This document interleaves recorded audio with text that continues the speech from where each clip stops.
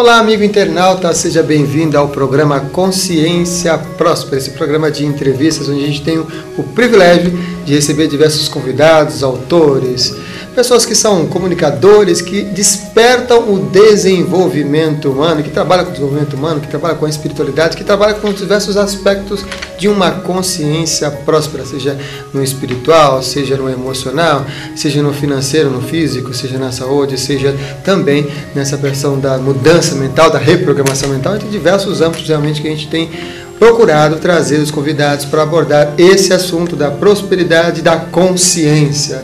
E o tema de hoje é Entre Vidas. Então a gente fala sobre a consciência e essas relações entre vidas por conta de um programa de rádio do nosso convidado, que já vou falar dele daqui a pouquinho, e também para falar sobre bioenergias, e vocês vão gostar.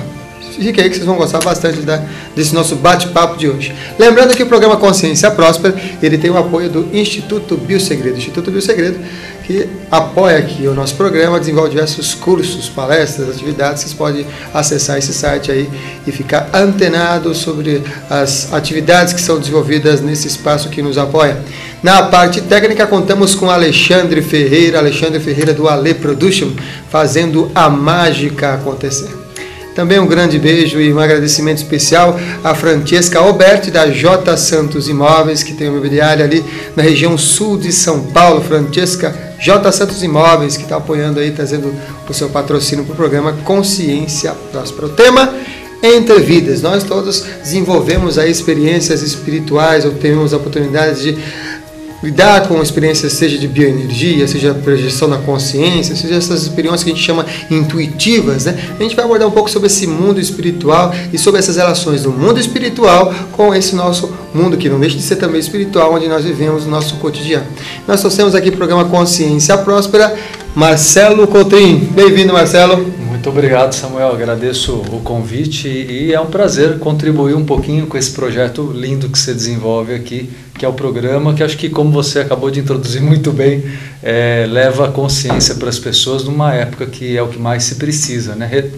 Tomada de consciência. Tomada de consciência. Também é um dos pontos principais do programa que se desenvolve lá na Rádio Mundial, que é o Entre Vidas. Como é que surgiu o título do programa Entre Vidas? Então, Entre Vidas eu costumo colocar que é uma bandeira, na verdade. Eu justamente inspirei esse nome porque traz a ideia do período que eu considero mais importante para ser recordado na nossa história pré-existente, pregressa de outras vidas, ou melhor ainda, do Entre Vidas. O Entre Vidas, para quem não sabe, é um período vivido entre uma encarnação e outra, desde a morte até o novo nascimento, e é lá que nós temos a nossa programação encarnatória. Então, a chamada Entre Vidas, tanto para o programa como para o meu espaço, que também traz esse nome, é para trazer para as pessoas uma memória reminiscente de quem elas são e do que elas vieram fazer como missão de vida, né, como missão encarnatória. Que bacana.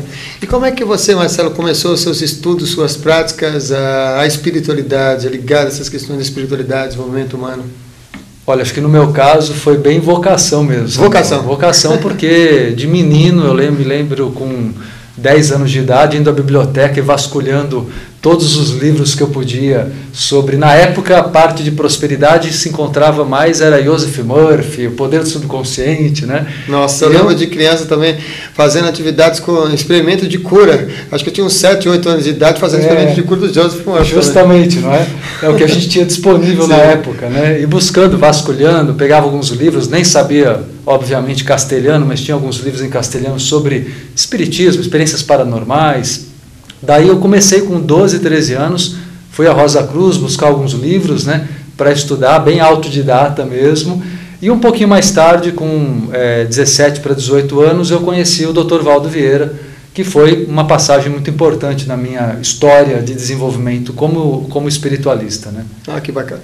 Vocês aí que estão acompanhando, talvez pela primeira vez, o Dr. Valdo Vieira, ele é um dos pioneiros aqui no Brasil, especialista, vou chamar assim, na questão das experiências fora do corpo, da projeção da consciência. Depois ele criou também o novo neologismo, a conscienciologia e outros estudos tantos aí que na internet você vai encontrar bastante coisa.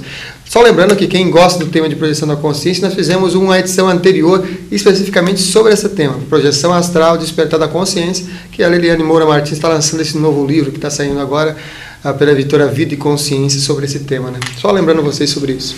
Muito bem. Entre vidas, esse período é intermissível, né? E você teve essa oportunidade de vivenciar isso como vocação na sua vida pela espiritualidade. Cada pessoa, então, possui uma missão encarnatória. Como é que é a sua visão em relação a isso? Eu tenho absoluta certeza disso. Existe uma programação desenvolvida no período entre vidas, né? O período entre vidas, na realidade, ele começa com uma fase de desligamento da encarnação anterior. É uma fase de recuperação de consciência pós-morte. Mas depois de alguns anos, coloquemos assim, apesar da relação de tempo ser diferente no plano espiritual, depois de alguns anos a pessoa tem a oportunidade de vivenciar experiências de estudo, né, e de autoestudo da sua história de vidas e vidas, para conseguir traçar um plano, um planejamento para a próxima encarnação. Eu não vejo a encarnação humana, Samuel, como sendo mais importante do que a experiência vivida no plano astral. Sim. A evolução ela é contínua, né, é uma linha que não há interrupção. Mas eu acho que a programação para a encarnação física ela existe por uma lei, que é a lei do esquecimento. Né? Quando reencarnamos, ganhamos que eu considero uma bênção, porque o esquecimento nos permite perdoar e nos auto-perdoarmos, mas ao mesmo tempo você perde um fio de ligação com a tua história, com os teus objetivos, e aí tem que seguir mais ainda a intuição e o coração. E nesse sentido eu acho o papel do amparo espiritual, dos mentores, muito importante, para poder nos fazer lembrar, como eu disse agora há pouco para você, quem nós somos e o que viemos fazer. Mas todos nós temos uma programação delineada por nós mesmos, com o auxílio do nosso amparo. Né? E nessa consciência de saber reconhecer a nossa missão encarnatória, que dica ou que prática você poderia dar aos nossos amigos internautas que queiram desenvolver ou descobrir ou despertar esse seu propósito de alma, esse seu propósito de vida? Às vezes ela se sente muito perdida e fala, eu não sei o que eu estou fazendo aqui. Que coisa mais prática ele poderia fazer para conseguir despertar isso? Eu vejo o desenvolvimento da mediunidade e da paranormalidade. Eu coloco mediunidade e paranormalidade como diferentes. Por quê? Porque a mediunidade é você ser receptivo a outras inteligências extrafísicas. E a paranormalidade por exemplo, engloba a principal de todos os fenômenos, o principal de todos os fenômenos, que é a viagem astral, te permitindo visitar lugares extrafísicos e conhecer, né, um pouco mais sobre aquilo que está esquecido. Na verdade, é se autoconhecer. Eu acho que, como exercício prático, a mediunidade e a paranormalidade, e existem vários exercícios que permitem isso, no meu trabalho eu aplico muito, vão desenvolvendo em você a intuição, a sensibilidade anímica e mediúnica para te permitir que o amparo, que os mentores deem vazão a toda essa experiência que precisa ser resgatada, né? Nessa questão de mediunidade, a gente teve até outros convidados falando sobre esse tema, né? O que você tem observado, porque você também faz atendimentos, dá os seus cursos, não é isso? E o que você tem observado nesses consultórios ou nessas salas de aulas em relação a esse desequilíbrio emocional e como isso também tem afetado esses processos mediúnicos, esses processos da mediunidade? Eu falo isso porque algumas pessoas mistificam muito falando que não, se eu tenho uma mediunidade forte, independente do meu desequilíbrio emocional, não tem nenhuma influência. O que você fala sobre essa? Não, eu acredito, como você está colocando, acho que a influência é absoluta, né? Quer dizer, existe um mecanismo chamado rapport. Você conhece, né, o termo. Rapport significa ligação ou sintonia. O seu pensar e sentir determina a sua ligação ou sintonia com o mundo astral e com o mundo físico. A lei da atração, hoje tão propagada, né, afamada, na verdade nada mais é do que uma linguagem atual para a lei do karma, ação e reação, causa e efeito. E o seu pensar e sentir, principalmente o sentir, uma coisa que eu gosto de destacar, é que as pessoas dizem muito, olha, o seu pensamento determina a sua vida. Eu discordo um pouco disso, porque é o coração que determina. Às vezes o pensamento ele tem uma ideia, ele está focado num objetivo, mas o coração seu, a mágoa, o medo, o ressentimento determina um rapport, às vezes com influências obsessivas do astral inferior, deixa a carga de possíveis invejas, conflitos, invadirem teu campo áurico com muita facilidade. A relação do equilíbrio emocional com o bem-estar mediúnico e vice-versa é total. Então, assim, a pessoa precisa trabalhar esses dois campos, qualquer ser humano, é do ser humano, né? Não tem como negar esse lado, né? Eu estava observando também que, até na sua fala, que me remontou a algumas reflexões relacionadas com isso, que boa parte das pessoas que lidam com a parte espiritual esquece de lidar também com essa parte material, por exemplo, a relação com a energia do dinheiro.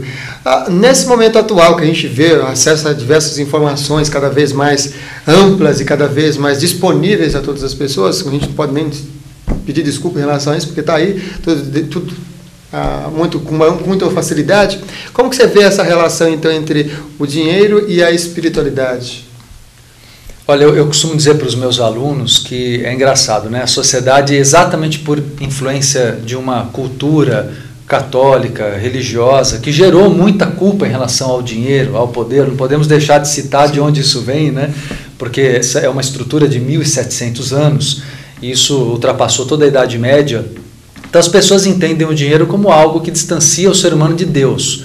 Ainda que hoje muitas pessoas quebrem esse paradigma, esse dogma, ainda está no inconsciente coletivo essa ideia, né? E eu vejo o dinheiro, o ser materialista em equilíbrio, tão importante quanto o ser espiritualista em equilíbrio. Eu acho que qualquer coisa em desequilíbrio, ele nega a sua realidade. Nós somos matéria, nós somos corpo físico. O dinheiro eu vejo como instrumento de crescimento e evolução. Uhum. Então eu acho que a pessoa que nega o poder, ela também retarda a sua evolução. Então a aceitação do dinheiro e do poder é algo que o amparo espiritual deseja para as pessoas, para todos nós. As pessoas às vezes acham que o amparo só vem nos auxiliar no momento de problemas de saúde, não é? Problemas espirituais. E os problemas materiais, parece que eles não podem tocar nisso ainda. Opa, isso aí é de outro plano. Aquela visão ainda de que o dinheiro é inferior, é sujo. E não é. O dinheiro... Isso é mundano. Exatamente, né? Um preconceito gigantesco calcado em toda essa história que a gente estava falando aí. Então eu vejo sim, concordo plenamente com essa visão de que o dinheiro, a matéria, ela tem que ser aceita com tanta graça quanto qualquer outra graça que um ser humano possa receber. Aliás, a gratidão, ela nos ilumina, né? Eu costumo dizer muito isso, Samuel, que quando você dá graças, sente gratidão, as coisas chegam porque você ilumina a si e a quem está ao seu redor. Então eu acho que a matéria, o dinheiro, tem que ser considerado sim uma forma de energia como qualquer outra, que pertence inclusive ao nosso corpo, que hoje é o veículo principal dessa nossa história evolutiva aqui na Terra, né? Uhum. E você citou sobre o inconsciente coletivo, onde fica as pessoas ligadas a esse inconsciente coletivo. Será que tem um paralelo, então, entre o inconsciente coletivo com a egrégoras? O que seria egrégoras? Egrégora eu acho um conceito extraordinário também, que as pessoas ainda nem todos conhecem muito, apesar de que eu, no meu trabalho, mais de 20 anos, falo muito a respeito. Antes era um conceito mais dos núcleos ocultistas, né? De conhecimento oculto. Hoje é algo aberto e eu acho que dá um entendimento muito bom para nós, tanto do aspecto espiritual quanto do lado de comportamento, de reforma de vida, de reciclagem de vida. Egrégora é a união de pensamentos, sentimentos e energias que envolve um grupo de pessoas e que também fica impregnado nos lugares onde essas pessoas frequentam. Então a egrégora, por exemplo, você tem a tua família, a primeira egrégora da tua vida, depois teu grupo de amigos, seu grupo de trabalho, de colegas, e cada grupo, cada núcleo egregórico, tem o seu astral. E esse astral é um conceito amplo, a gente pode pegar um programa, é pouco para falar só da egrégora, né? Sim. Mas é assim, por quê? Porque envolve o lado do amparo ou da obsessão que as pessoas possuam. Mas a egrégora, é muito interessante você entender o seguinte: quando você reforma seus padrões emocionais, você rompe com antigas egrégoras e se liberta de um peso morto, de uma energia que te puxa para trás. Então, a egrégora é um conceito interessante porque você começa a notar que as pessoas vão reagindo diferentemente com você, com a tua mudança interna, e você, ao compreender que essa transição ela é necessária, é inevitável, e que você vai passar um período de relativa solidão. Esse período, acalme-se, né? Esse período passa, mas é um período necessário para você reestruturar padrões de pensamento, padrões emocionais e energias. Quando isso ocorre, você constrói uma nova egrégora, um novo núcleo de amigos, de trabalho, de relacionamentos até com a espiritualidade. E aí você passa a não só colaborar com a egrégora, mas receber da egrégora aquilo que você merece, de valor. Porque antes, às vezes, antigas egrégoras não te davam o devido valor. causando a baixa autoestima, causando os complexos, os bloqueios emocionais. Né? A coisa bem interessante é que existem pesquisas mais ligadas à questão mais empresarial que diz que nós somos a média das 5 pessoas que nós mais interagimos no decorrer da semana. Né? Essa média forma esse aspecto, né, da egrégora. Né? E quando a gente vai modificando mesmo a maneira de pensar, a gente vai mudando até as amizades. Né? Com certeza, com certeza. Com essas pessoas. Até se me permite complementar, desde que nós reencarnamos, nós temos alguns pontos de afinidade com a nossa primeira família, mas depois, com a nossa evolução, você nota que, apesar de haver amor, não há afinidade e há um desligamento. Isso causa uma sensação chamada síndrome do estrangeiro, né? Sim. Que é a sensação de isolamento, às vezes, no meio de um núcleo, aí você fala, está na hora de eu buscar minha egrégora, buscar minha família kármica, né, como a gente fala. Ah, que bacana. E tem também aquela questão das egrégoras dos ambientes, né? Por exemplo, as pessoas que estão no ambiente, até alguns estudos ligados a Feng Shui, entre outros assuntos, falam que esses ambientes influenciam as nossas pessoas, enquanto que outros vão falar que somos nós que influenciamos o ambiente. Onde é que você acha que está a maior força aí? Ou são forças paralelas, o ambiente ou a própria consciência que influencia o quê? O ambiente é a cristalização do que as pessoas produzem, né? O ambiente, tanto que a energia pode ser transformada, pode ser modificada. Então, os ambientes, claro que eles refletem na mediunidade de todos nós. O que é importante vocês entenderem é isso. Quer dizer, na realidade, se você vai, por exemplo, estudar num ambiente de uma faculdade ou trabalhar num certo ambiente, você está recebendo a carga padrão, aquilo que é mais comum das pessoas que frequentam ali.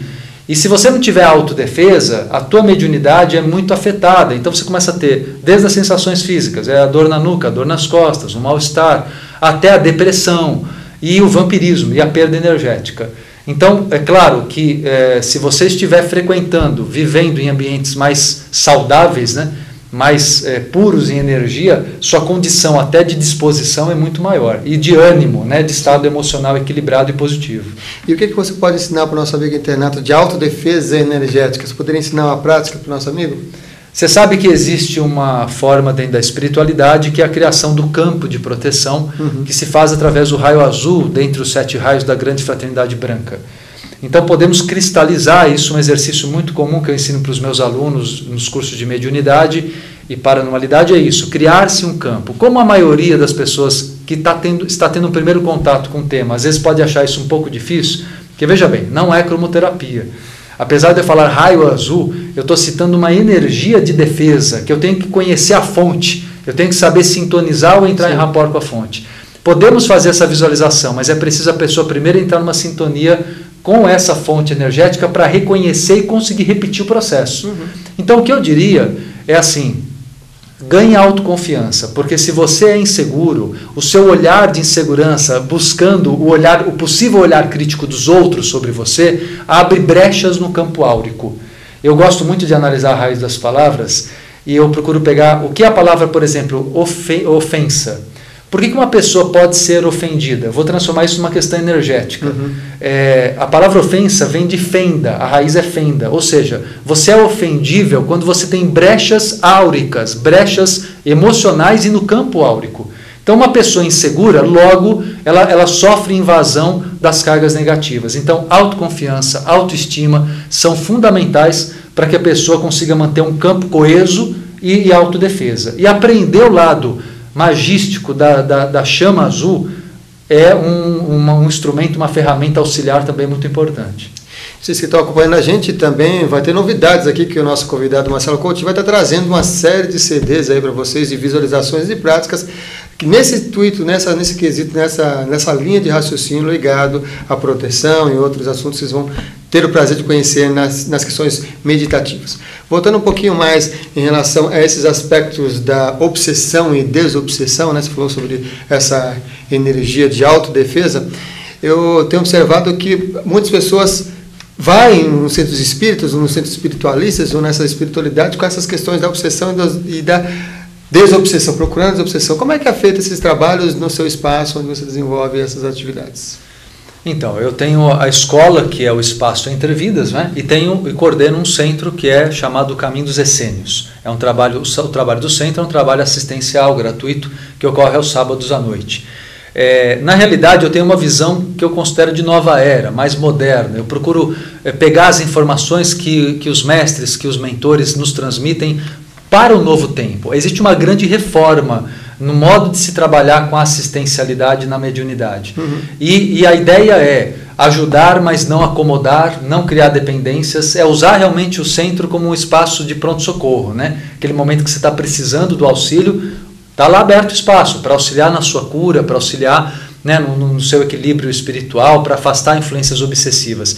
Mas existem muitos pontos de reforma no trato da mediunidade para o novo tempo.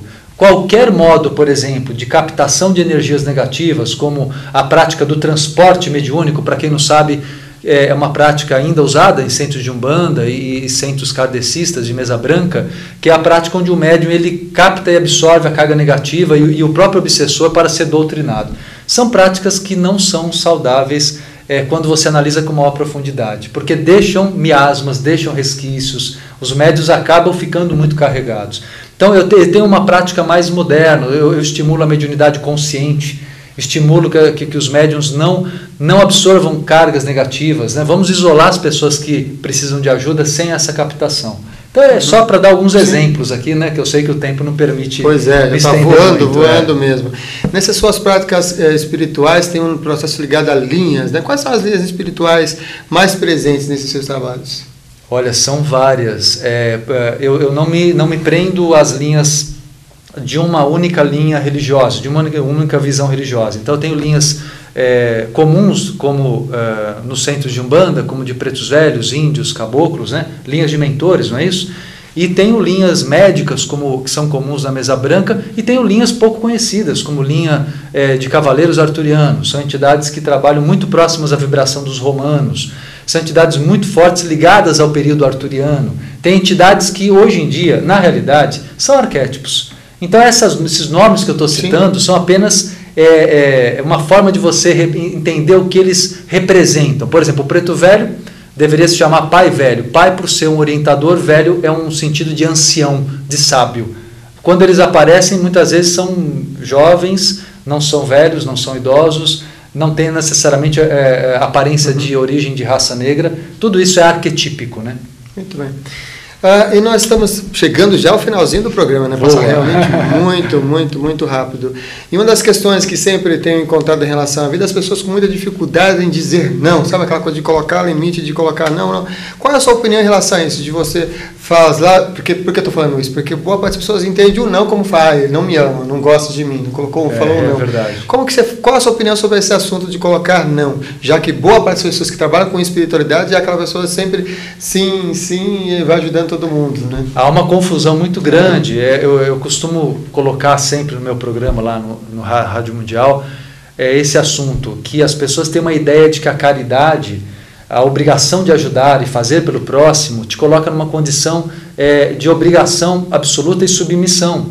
Então, outro dia eu fiz um programa onde eu usei uma música do Kid Abelha, o nome da música chama-se Dizer Não é Dizer Sim. E fala justamente como cada não dito a uma outra pessoa, quando ele vem da alma, é um sim para você. Então, a hora que você diz não a uma pessoa, não para agredi-la, não para competir com ela, não é uma competição de ideias, mas quando você diz um não para proteger tua essência, o que teu coração pede, como algo que você sente justo consigo e com as pessoas, esse não, ele sempre vai trazer crescimento, ainda que o outro se sinta magoado ou ofendido, porque você não é culpado pela falta de evolução ou de consciência da outra pessoa. Então, eu vejo esse dizer não como absolutamente necessário para que você se desprenda de tudo que te agrilhoa, que te aprisiona, para que você consiga crescer, evoluir, prosperar, né? Eu acho que ter coragem de falar, olha, eu quero ter poder sem culpa, né? E não é por isso que eu vou deixar de ser ético, humano, né? O poder pode casar muito bem com a ética, né? Muito bem. E nós já estamos chegando já ao final do programa Consciência Próxima. A gente agradece aqui o Marcelo Cotrim pela participação aqui com a gente. Peço que você deixe então a sua mensagem final para o nosso amigo internauta. Bom, primeiramente agradeço muito o convite, Samuel, por vir ao programa. E convido todos que queiram estar acompanhando meu trabalho na Rádio Mundial. Tem um programa chamado Programa Entrevidas, diariamente na rádio, com vários horários, então consulta o site lá, radiomundial.com.br, vocês vão localizar. E dizer a todos vocês, né, que realmente busquem essa visão espiritual mais moderna. Cuidado, porque a espiritualidade, as pessoas dizem assim, todos os caminhos levam a Deus. Eu não vejo bem assim não, eu acho que tem religião que faz a pessoa crescer, em parte, mas tem muita religião que aprisiona. Tem profissionais, né, que são éticos, corretos, excelentes, e outros ainda não que não sejam, todos, mas às vezes muito condicionados, né, com algumas ideias antiquadas em relação a esse novo tempo. Então, vá pelo coração, siga teu coração, siga tua alma, né, escute com a alma que teu amparo vai estar do teu lado para te ajudar a discernir isso direitinho. Ok. Agradecemos aqui ao Marcelo e agradecemos também a vocês que estão acompanhando aí o programa Consciência Próspera. Se você gostou do programa, curta, compartilhe nas suas redes sociais, divulgue aos seus amigos, que será sempre um prazer saber que você está replicando, multiplicando, compartilhando essas informações que a gente tenta inspirar no decorrer desses poucos minutos que nós temos aqui. E como o nosso convidado falou, lembrou muito bem de uma frase que eu gosto bastante, é consciência. E consciência é como um paraquedas, só funciona quando aberto. Então abra a sua consciência para muitas possibilidades e com discernimento faça as suas escolhas e viva uma vida feliz. Um beijo de luz para você e espero até o próximo programa Consciência Próspera. Até lá!